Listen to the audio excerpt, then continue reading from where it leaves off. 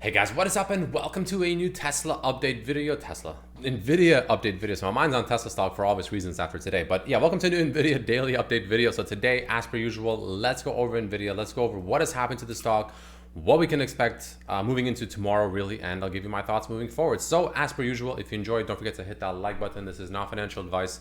I am not a financial advisor. And of course, if you do enjoy my technical analysis, my thoughts on the charts, etc., well, I do share my thoughts with my members every single day the market is open. That link is, of course, down below in the description of the video. For just $3 a month, you get access to my thoughts, post updates, mainly on Tesla stocks, sometimes other stocks as well. Recently I did Google. So if you're interested, that link is down below, of course. Or for $5 a month, you get access to everything in the first tier, the $3 tier. But in the $5 tier, you also get access to my NVIDIA posts, updates, etc. Right now, obviously, I'm mainly focused on Tesla stock, but obviously all of last week, I was mainly focused on NVIDIA after that massive drop. Nonetheless, jumping into it, NVIDIA closing the day, pretty much flat, closing, 0.6% in the red rather. Nothing, too crazy, of course, but down a little bit more post-market. I think SMCI did report earnings. I'm not sure. Let's see how it's reacting. Could be off of SMCI. It's actually up 3%. So never mind. Such a weird stock, man. That's a weird. I would never touch that stock personally. It's just there's something I don't like that one. Anyway, so yeah, NVIDIA. Let's talk about it. Right. So ultimately, it's pretty much flat, right? It didn't really do a whole lot today. It did actually print a doji, which ultimately shows indecision. But the thing I just don't like is I don't like this decrease in volume. Now, yeah, I saw someone actually make a decent point yesterday. They're like, well, yeah, it's a decrease in volume, but it is technically just back to the average volume we were trading, back in this massive consolidation. And yeah, you're absolutely right. That is a good point. That is a good point. But more often than not, right, when you see these kind of massive moves, whether it's up or down, and then you have to understand, it is lower volume and, it is technically back to this average volume. But the difference is the fact that we're rocketing pretty aggressively to the upside on that lower volume. Like if we were just kind of going sideways maybe or something like that, it's less of a big deal. But especially when it comes to that Wyckoff distribution I showed you guys Friday, I think it was last week, it's a bit of a situation where I'm not a fan of it going up arguably this parabolically on this consistently, like it just keeps getting lower and lower and lower. Like there's something about that I see that, and I kind of raise an eyebrow. Let's just say that I'm like it's not ideal, right? It gives me some bull trappy vibes, right? And I still believe that we are in bull trap territory now. The level to break is pretty much more or less the high of yesterday, like 135 to as high as 137 to 8. Like essentially this trend line. This trend line is that kind of final boss resistance, right? This is that trend line to break. This is that trend line for the bears to use as defense and to defend the bulls away from here, right? And reject them, right? This is where things get very spicy, essentially, right? And today we actually ended up printing not only a doji but an inside day candle. So a break above today's high or low as early as tomorrow could signal the next direction. Again, I lean bearish from here. I'm not shorting it. I'm not trying to, I'm not buying puts. I actually almost never short stocks. To me, the quote unquote bearish position or my bearish take is I'll either sell cover calls, obviously just ultimately sell shares, and just essentially stay in cash. And then I wait. I wait for it to come to me. I'm not a shorter. Stocks are meant to go up more than they're meant to go down. And I don't want to play against the trend. I'm not someone that likes to play against that philosophy, I guess you can say. So I don't short. I literally just don't short. My only shorting is cover calls, honestly, and that's much it. But the point I'm just trying to make is the fact that we are at a major inflection point up here, right? This is the spot for the bulls to break and the bears to defend, right? Now, if the bulls do get, if the bears do defend this general area and the bulls are essentially going to experience a drawdown back down, the first level I'll be looking for that can give bulls, a potential good opportunity to reattack this area aggressively and potentially break through even would be pretty much 128-ish, right? I think the 4-hour might show this a tiny bit better. Yeah, 128-ish. Why? Well, because, again, horizontal resistance and support, right? This area, of course, like I said many times in the past, was, of course, a massive area of support. Ended up being a bit of a resistance here. But we did break past it. Despite me leaning bearish, I can't completely ignore that. We did break past that. So the ideal scenario, the most bullish scenario, because we will get a drawdown, it will correct. When I say the word correct, sometimes the word correct means really bad. Not always bad. In this case, if it gets that small correction back to, again, about 128 or so, right, that will come back right into the market bias, essentially, or the band's regression, the mean reversion line. And as long as that holds, that'll be very bullish, because then I will start assuming that this area, which again, this massive rectangle, is back into support, and now this area that was a resistance here, back into support, and then from there we bounce off and then blast through that, mid-ish, we'll say 130s region and that trend line. That is like the bull case scenario. That is like the true, that is the really bullish scenario. And that is a possibility. But I still expect it to come back down to at least about 128-ish, give or take, of course. I still expect that, and that is still the target I'm looking for at the very least, right? But again, that's the bull case scenario, right? There is a bear case scenario, right? And the bear case scenario is actually extremely bearish. I'm not gonna lie, it's pretty bearish.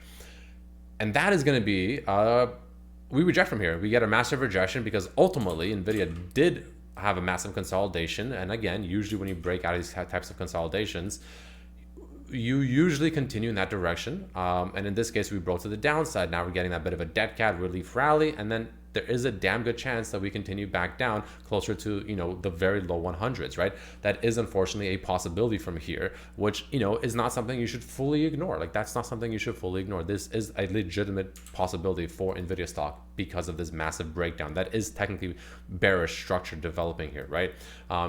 Until proven otherwise, essentially. And one of the ways is, of course, number one, turning 128 back into support and actually holding it for several days in a row and breaking above this trend line. Those are my two main things that I'm looking for on the daily chart, right? But going to the weekly chart is where things get a little bit more interesting. Why is that? Well, yeah, it's pretty much mainly because of the quote-unquote market bias or band's regression. So same idea. We had a massive, sell-off, right, on the weekly, came into oversold territory on the bands, et cetera, whatever. Point is we bounced. And, again, if NVIDIA closes the week green, that is another good sign, because this gives more validity to this potential bearish, not potential, literal bullish, bullish engulfing a weekly candle. A green weekly close will give this more merit. That'll be very, very good to see. So let's see if that actually happens. I'll be watching to see how the weekly candle closes.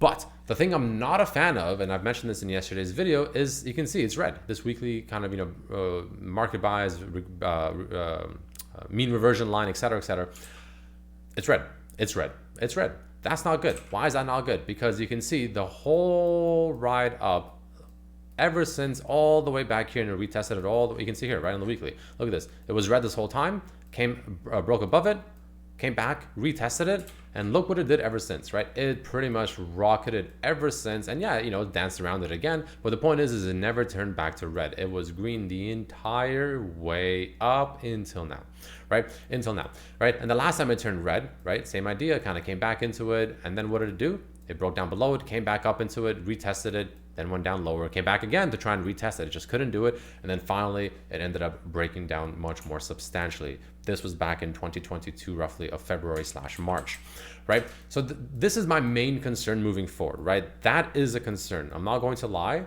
I'm not going to sugarcoat it or anything like that. This is a legitimate concern, right? So if you really truly want confidence for NVIDIA to really make all-time highs, and I mean like meaningful all-time highs, not just, retesting all-time highs. I mean like, well into the 160s, maybe even 180s, or, potentially even considering 200 plus. This has to turn back to green, right? And this is why I'm extra cautious, because we're essentially right into it right now. We're doing the exact same thing before, where we broke down, coming back up, and now we are retesting this red market bias or mean reversion line. This needs to become green again. NVIDIA needs to break above this, and that's, in my opinion, at least in my eyes, very crucial, like extremely crucial. Like, this has to happen, or else there is major concern looming on the horizon. And this Wyckoff distribution, which I'll go over one more time in case you potentially missed it on my Friday's video, we'll go over it one more time very quickly here. I want to remove all these bands here just to make it as clean as possible. I'm going to remove literally everything, just the charts and nothing else, right? Some lines, of course, but ultimately just the candles. Where this one here? Let me open it up. Open image, new tab. Right, let's take a look at it. This one here, right? So I want to go back here, and you can see. Let's take a look, right? So you can see how similar this looks, right? Pretty much starting from up here, right? Or even down here, you can see massive move up And this is pretty much what that was. Massive, nice little zigzag move up, and then we moved up, and then we started this consolidation sideways. Had this little false breakdown. You can see if you kind of zoom in right here, you can see that little false breakdown right kind of in the center bottom. You can see right here. That's pretty much, hey, that was this breakdown right here where we tagged the 128s roughly, and then we had the massive move up, pretty much to all-time highs, failed rally, came back down, retest, and that's exactly where we were right here. Then that retest ends up being a massive sell-off, low volume rally, right back into that retest, pretty much more or less where it is right now. Pretty much retesting that general area as well, 133 roughly, right? And again, assuming this rejects and assuming we follow the Wyckoff distribution, you can see we go much lower from there, which again, that would essentially take us back down to, well below the levels we are at right now. I need to go all the way back up to bring back my little trend line. Anyways, so that's just something to watch out for, right? That is, that is a legitimate concern. So let's see if that plays out. I'm not trying to, spread FUD or be a bear or whatever. I just say what it is. I mean, again, back when we were down here, I was screaming, guys, I think we're closer to a bottom. Now that we did get that rally, we're at a true test. Like, this is where is legitimately, I believe, is a make it or break it for NVIDIA, right? Either it makes it, and yeah, the bulls come back in and they completely ruin that potential Wyckoff distribution. They ruin the bearish momentum. They not only break back above this trend line and they hold ideally 128 and turn this back to green, and then we're good. And I think we're going to all-time highs easily. Or we do reject and we do follow the Wyckoff and we do sell off substantially. Honestly, it would be a decent sell-off from here. Like, this would be, assuming this happens, this would easily be another sell-off of about 20%. That's the bear case. Plain and simple, that's the bear case. So let's see. I mean, again, I don't want to spread FUD. I don't want to, act like I'm some, bear now. I'm a bear and a bull at the same time. It just depends what the chart is telling me. Right? If the chart's bullish, or it's in levels that are just screaming buys, I'm a bull. If it's at these kind of areas right here, I'm more of a bear, right? It is what it is, right? You adapt to the situation, and that's what I personally am doing. So yeah, let me know what you think down below. Thank you so much for watching, and I'll see you guys tomorrow. Peace.